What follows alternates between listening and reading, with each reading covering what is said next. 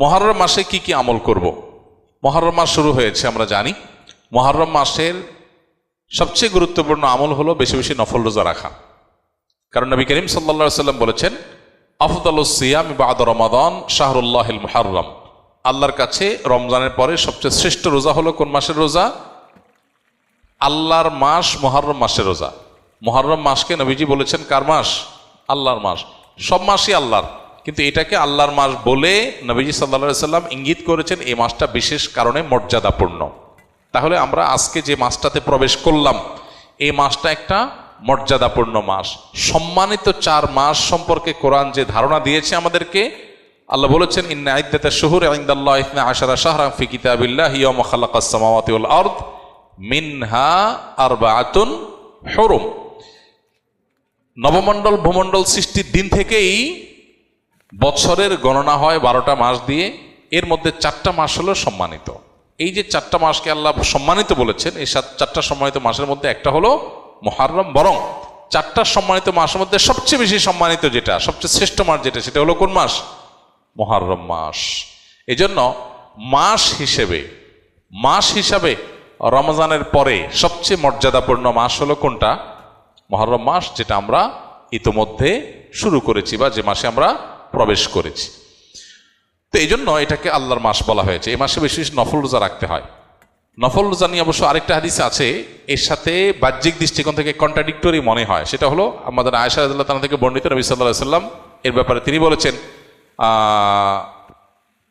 মা রাআইতু রাসূলুল্লাহ সাল্লাল্লাহু আলাইহি ওয়াসাল্লাম ইস্তাকমালা সিয়ামা শাহরিন কাত্তু ইল্লা ফি রমাদান ওয়া মা রাআইতুহু আকসারা সিয়ামা মিনহু ফি শাবান।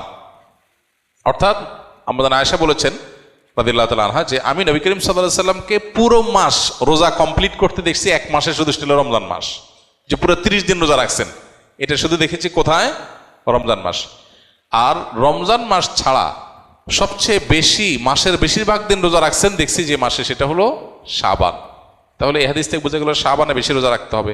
আবার আমরা একটু আগে হাদিস শুনলাম, রমজানের পরে সবচেয়ে শ্রেষ্ঠ রোজা রাখার মাস হলো মুহররম মাস। নফল রোজার শ্রেষ্ঠ মাস মুহররম মাস, হাদিস থেকে বোঝা যায়। তাহলে রাসূল সাল্লাল্লাহু আলাইহি ওয়াসাল্লামের আমল একরকম, হাদিস আরেক রকম।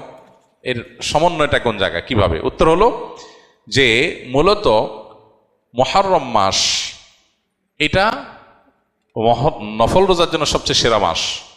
এরপরে শাবানের মর্যাদা। নবী সাল্লাল্লাহু আলাইহি ওয়াসাল্লাম হাদিসটা বলেছেন, কিন্তু এটা আমল করার সুযোগ তিনি পান নাই। আল্লাহ তাকে দুনিয়া থেকে নিয়ে গেছেন।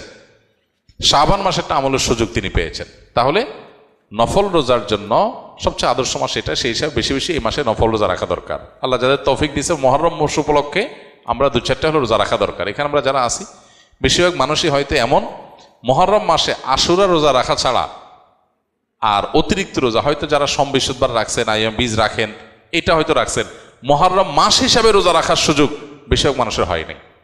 তো এই হাদিসের উপর আমল করার জন্য হলেও আমরা মুহররম মাস উপলক্ষে 1-2টা রোজা রাখবো ইনশাআল্লাহ। এক।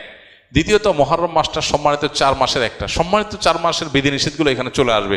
সম্মানিত 4 মাসে যুদ্ধ বিগ্রহ করা নিষেধের সম্পর্কে আয়াত আছে, যদি অনেক আলেমদের মতে এটা মানসুখ হয়েছে।